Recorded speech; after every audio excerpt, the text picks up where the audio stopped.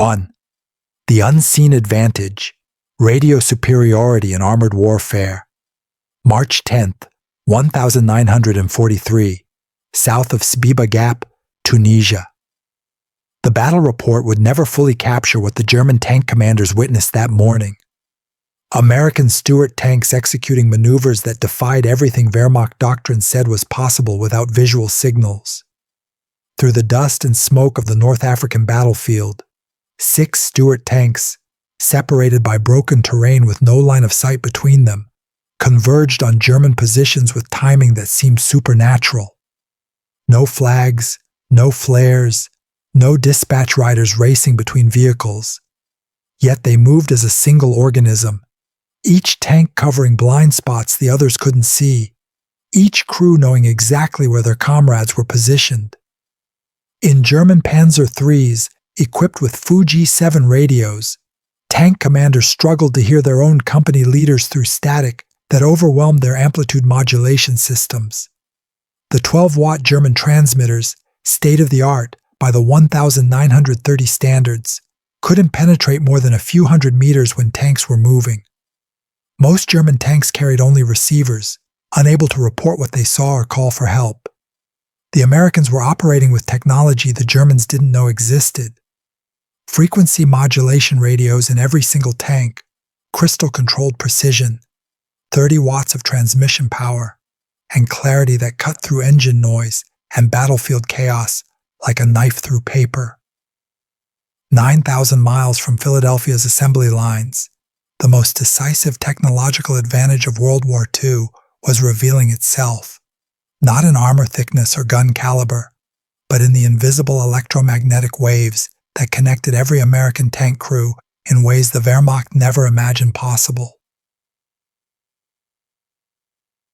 The birth of the battlefield network. The transformation began on August 15, 1941, when the United States Army standardized the Signal Corps radio sets SCR 509, SCR 529, and SCR 539 for all light and medium tanks.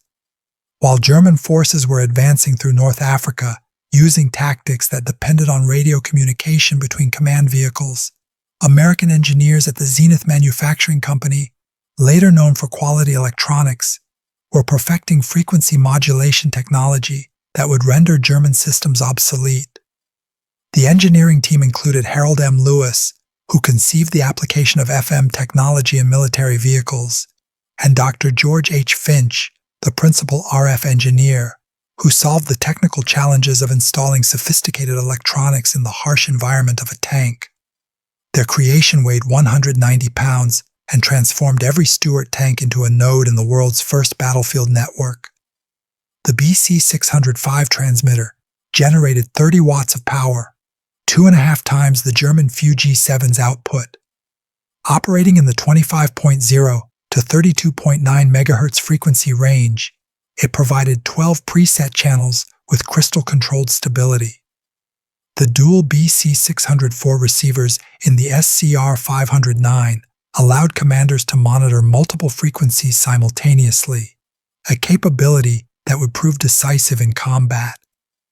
The real revolution lay in frequency modulation itself.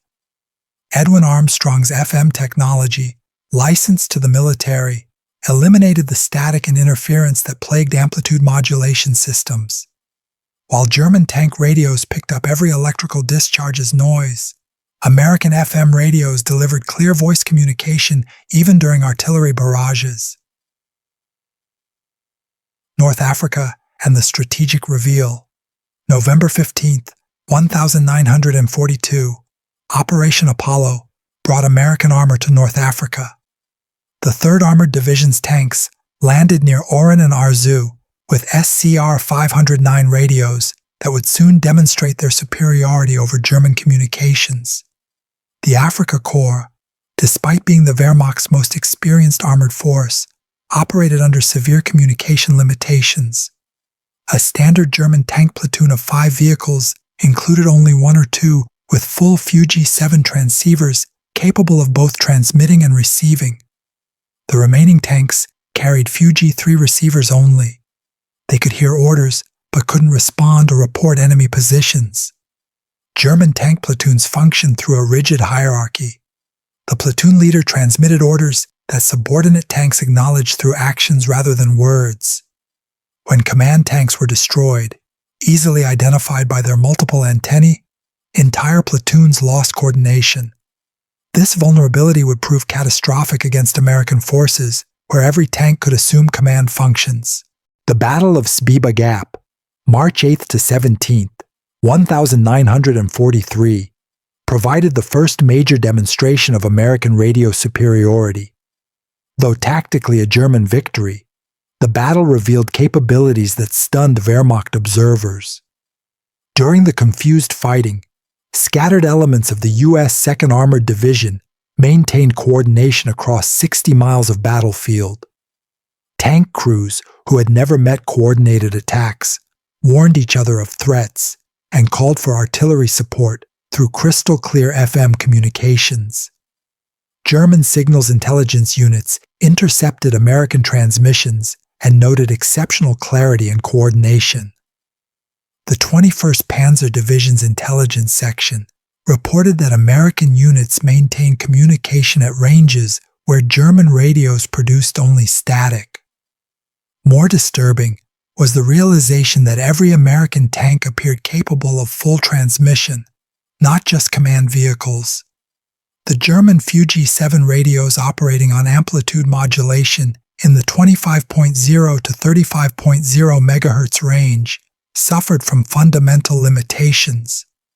The 12-watt transmitter struggled to reach 2 to 3 kilometers in ideal conditions, dropping to mere hundreds of meters when vehicles were moving. Every spark plug firing, every electrical motor, every track movement generated interference that AM systems couldn't filter. Italy and the Hedgerows, October 1943, brought American armor to Italy, where mountainous terrain should have negated radio advantages. Instead, FM technology proved even more valuable in conditions that rendered German AM radios useless. The SCR-509's frequency modulation handled the multi-path interference of mountain valleys far better than amplitude modulation. American tanks coordinated movements through terrain where visual signals were impossible, and German radios failed completely during the advance toward Anzio. American armored units demonstrated capabilities that defied German understanding. Tank platoons separated by ridgelines coordinated attacks with precision that German doctrine said required visual contact. June 6, 1944. As Stuart tanks rolled off landing craft at Normandy, their SCR-509 radios maintained contact with naval fire support, coordination impossible with German technology. But the hedgerow fighting revealed a critical gap. Tank radios couldn't communicate with infantry radios operating on different frequencies. The infantry's SCR-510 operated on 42.0 to 50.0 MHz, incompatible with tanks' 25.0 to 32.9 MHz range. This communication gap proved deadly in the bocage, where German infantry with Panzerfausts could approach American tanks while nearby American infantry had no way to warn them. American innovations solved the problem within weeks. Tank crews mounted EE-9 field telephones in ammunition boxes welded to tank exteriors, wired directly to internal communications. By Operation Thunderbolt in late July, this simple modification revolutionized tank infantry cooperation. July 28th to August 3rd, 1944. Operation Thunderbolt demonstrated the full potential of American radio superiority. The 3rd Armored Division, commanded by Major General Arthur B. Carter, coordinated over 250 Stuart tanks through radio networks that enabled unprecedented battlefield control. German defenders from the 9th Panzer Division faced an enemy that seemed to possess supernatural awareness. American tanks responded instantly to threats reported by other units miles away. Artillery strikes coordinated through tank radios arrived within minutes of target identification. The contrast with German capabilities was stark. 9th Panzer, once Germany's premier armored division, had been reduced to communication poverty. Most tanks operated without radios, depending on visual signals in terrain where visibility rarely exceeded 100 meters. The few functioning radios suffered from interference and limited range that prevented effective coordination. The production miracle. The irony was profound. Germany had pioneered radio use in armored warfare. Erwin Rommel, the architect of Blitzkrieg, had insisted on radio equipment in tanks since the 1935. His book, The Art of War in Motion, published in 1940, emphasized communication as essential to armored operations. Yet by 1943, German tank production couldn't provide the radios Rommel's own doctrine demanded. German production statistics revealed the crisis. In 1943, Germany manufactured approximately 6,000 medium tanks, but fewer than 2,500 FUG transceivers. Many radios went to command vehicles and assault guns, leaving regular tank units desperately short of communication equipment. The comparison highlighted American achievement. Zenith's Chicago factory represented American industrial mobilization at its peak. Before the war, the company manufactured radio receivers. Converting to military production required complete retooling and solving unprecedented technical challenges. Each SCR 509 required 2,800 individual components manufactured to exacting standards. The BC 605 transmitter contained 500 capacitors and 400 resistors. Crystal oscillators had to maintain frequency stability despite temperature extremes and combat vibration. Production statistics told the story of American industrial might. 1,942, 4,000 SCR, 509 family radios. 1,943, 12,000 units. 1,944, 25,000 units. Total wartime production, over 55,000 tank radio sets.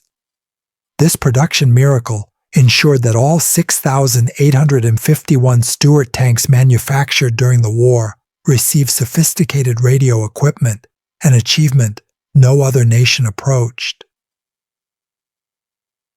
Technical superiority and tactical impact. The SCR 509's advantages went beyond simple frequency modulation. Crystal-controlled frequency stability meant tanks could preset channels before battle and maintain alignment despite combat conditions. German FUG-7 radios, using variable capacitor tuning, constantly drifted off frequency. The dual receiver configuration allowed commanders to monitor their platoon net and company command net simultaneously. Orders flowed down the chain of command instantly, while commanders maintained awareness of subordinate situations. The BC 606 intercom system integrated seamlessly with the radio, allowing all crew members to alert the commander to threats. Throat microphones and noise-canceling headphones enabled clear communication during combat. Many German tanks lacked intercoms entirely, forcing crews to communicate by touch or shouting. The tactical advantages of universal radio deployment transformed American armored doctrine. The combat command structure, flexible task forces organized for specific missions, depended entirely on reliable communications. American commanders could create ad hoc battle groups from different units, confident they could coordinate through compatible radios. This flexibility baffled German commanders accustomed to rigid organizational structures necessitated by limited communications. During the Battle of Aricourt in September 1944, The 6th Armored Division faced multiple German panzer brigades equipped with superior Panther tanks. The Germans had every advantage in armor and firepower, but American radio coordination proved decisive. Every Stuart could report enemy positions instantly. Tank destroyers received targeting information from tanks they couldn't see. Artillery observers in Stuart command tanks called in devastating barrages within minutes. Over 3 weeks, the 6th Armored destroyed 285 German armored vehicles while losing only 45 Stuarts, a 6-to-1 kill ratio that defied technical specifications. The intelligence failure.